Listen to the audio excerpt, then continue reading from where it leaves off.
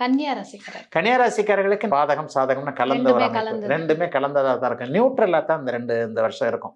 ஏன்னா இப்போ 6ஆம் இடத்துல இருக்கக்கூடிய இந்த சனி பகவான் மார்ச் 29ஆம் தேதி 7ஆம் இடத்துக்கு போறார்.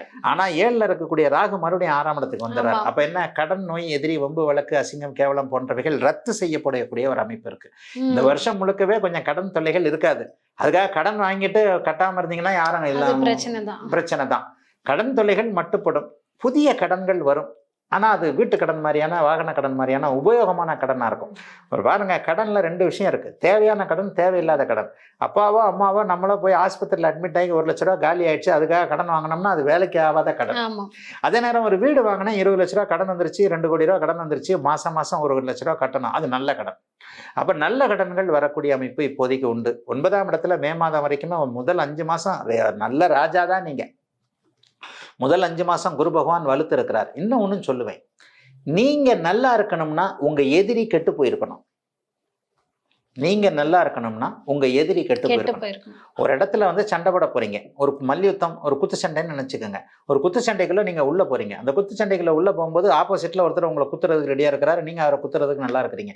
நீங்க 3 மாசம் பட்னி கிடந்துட்டு அவர் அப்படியே பிரியாணி அதமா கொழுக்கு முழுக்குன்னு தெரிஞ்சுக்கிட்டு இருந்தா நாக் அவுட் தான். ஒரு குத்துல நீங்க விழுந்து போயிடுவீங்க. அதே அவர் நோஞ்சானா இருந்து நீங்க குத்துனீங்கன்னா அவர் விழுந்து போடுவார்.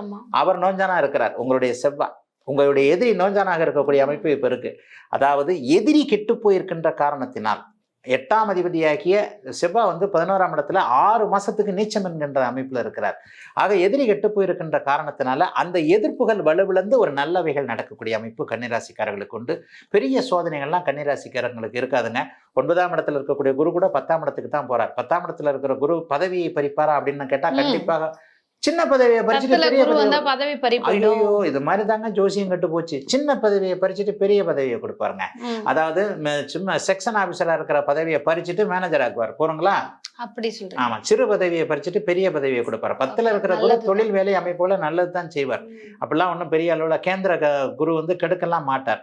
ஆக 10ஆம் இடத்தில் குரு இருப்பதும் 11ஆம் இடத்தில் அங்கே செவ்வாய் பலவீனமாகி இருப்பதும் 11ல செவ்வாய் இருக்கிறதும் 10, 11க்குள்ளேயே மாறி மாறி அவர் போறதும் முதல் 6 மாதங்களுக்கு நல்லவைகள் மட்டுமே நடக்கக்கூடிய ஒரு அமைப்பு. அதுக்கு பிறகு இதை மேட்ச் பண்றதுக்கு 6ஆம் இடத்துல ராகு வந்துடுறாரு. பின் 6 மாதங்களுக்கு 6ஆம் இடம். ஆக 6, 11ஆம் இடங்கள் வலுவான ஒரு அமைப்புல இருக்கு. ஒரு மனுஷனுக்கு தேவையில்லாதது நடந்தாலே நீங்க நல்லா இருப்பீங்க. தேவையில்லாதது, அதாவது தேவையானது நடக்கணும், தேவையில்லாதது நடக்கக்கூடாது. தேவையில்லாதது விலகினாலே நீங்க நல்லா இருப்பீங்க. 6, 11 தேவையில்லாததை விளக்கக்கூடிய இடங்கள். 11ஆம் இடத்தில் இருக்கக்கூடிய செவ்வாய் தேவையில்லாததை விளக்குவார். 6ஆம் இடத்தில் இருக்கக்கூடிய ராகு தேவையில்லாததை வரவிடாமல் தடுப்பார்.